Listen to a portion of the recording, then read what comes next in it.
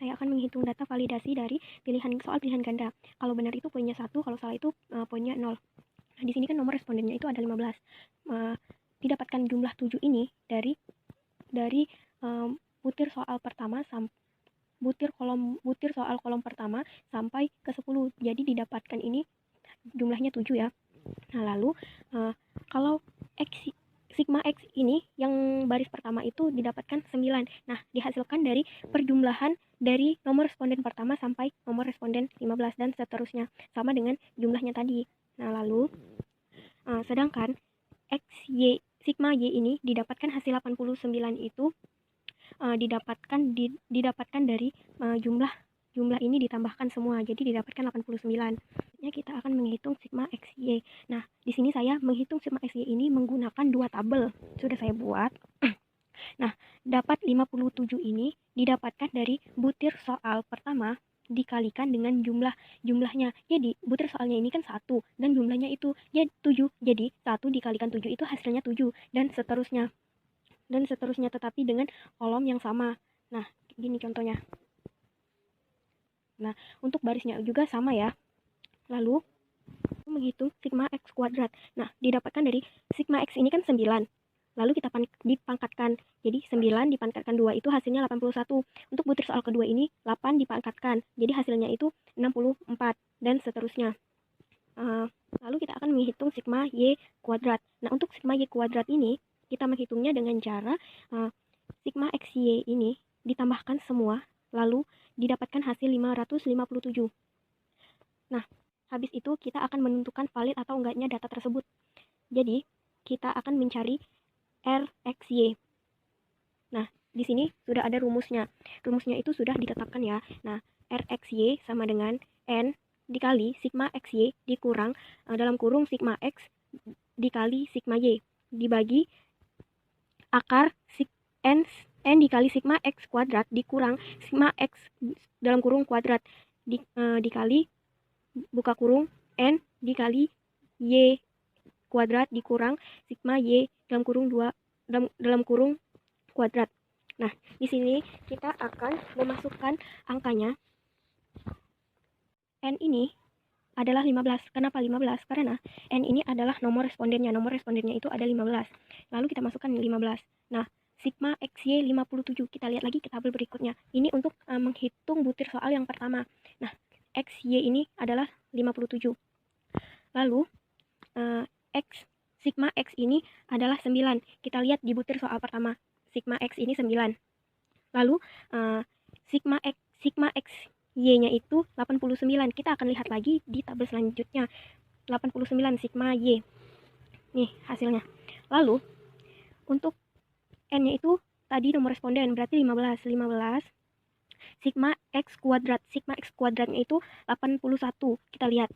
Sigma X-nya itu 81. Lalu hasilnya itu akan dikuadratkan jika dikalikan dengan 15. N sama dengan 15. Y kuadrat itu 557. Nah, ini sigma XY 557. Lalu untuk XY itu 89. Nah, ini sigma Y itu 89. Kita tinggal masukkan saja dengan angka-angkanya. Inilah hasilnya.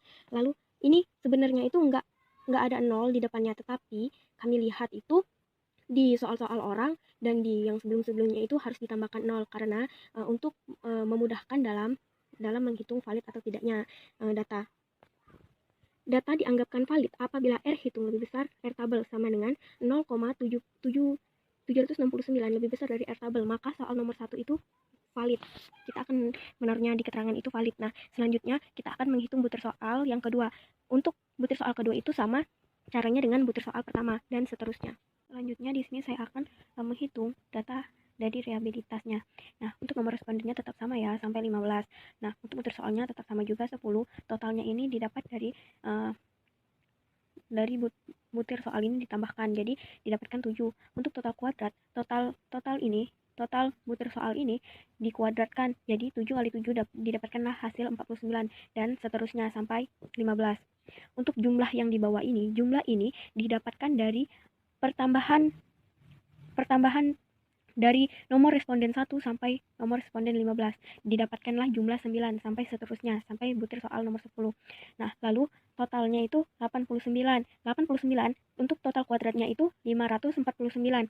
Nah, di sini ada jumlah kuadrat. Jumlah kuadratnya itu mencarinya itu dari butir soal pertama ini dipangkatkan 2, lalu yang butir soal nomor responden 2 ini dipangkatkan 2 sampai nomor responden ke-15 dipangkatkan 2. Jadi didapatkanlah hasil 9.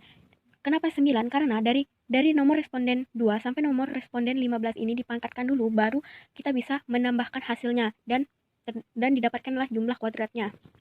Untuk cara menghitung total varian butir, sigma kuadrat T sama dengan 9 dikurang 9 pangkat 2 per 15 dibagi 15. Nah, 9 ini didapatkan dari jumlah ini. Dikurang 9 kuadrat. 9 kuadrat ini didapatkan dari jumlah kuadrat per 15. 15 ini jumlah n-nya. N-nya itu nomor responden per nomor responden. Nah, untuk menghitung total varians ini harusnya ada 15. Harus dihitung nomor respondennya, semua nomor responden. Ini hanya saya sebagian saja, tapi saya sudah hitung di belakang layar. Dan didapatkanlah hasil 2,37. Lalu untuk menghitung total varian delta kuadrat T. Untuk delta kuadrat T sama dengan 549 dikurang 89 kuadrat per 15 dibagi 15. 549 ini didapatkan dari total kuadratnya ini, total kuadrat jumlah. Lalu dikurang 89 kuadrat. 89 kuadrat ini didapatkan dari total jumlah ini per n. N ini sudah dipastikan 15 nomor respondennya. Lalu didapatkan hasil 1,365. Selanjutnya, di sini menghitung koefisien Cronbach alpha. Kami di sini menggunakan perhitungan Cronbach alpha dengan rumus R sama dengan K per K dikurang 1 dalam kurung, dibuka kurung lagi, 1 dikurang sigma delta kuadrat T per delta kuadrat T. Sama dengan K ini, yaitu diambil dari butir soal. Butir soalnya kan ada 10, jadi kita masukkan 10 per 10 dikurang 1. 1 ini sudah ketetapan. Lalu, 1 dikurang 2,37. Hasil varian butir. Nah, ini.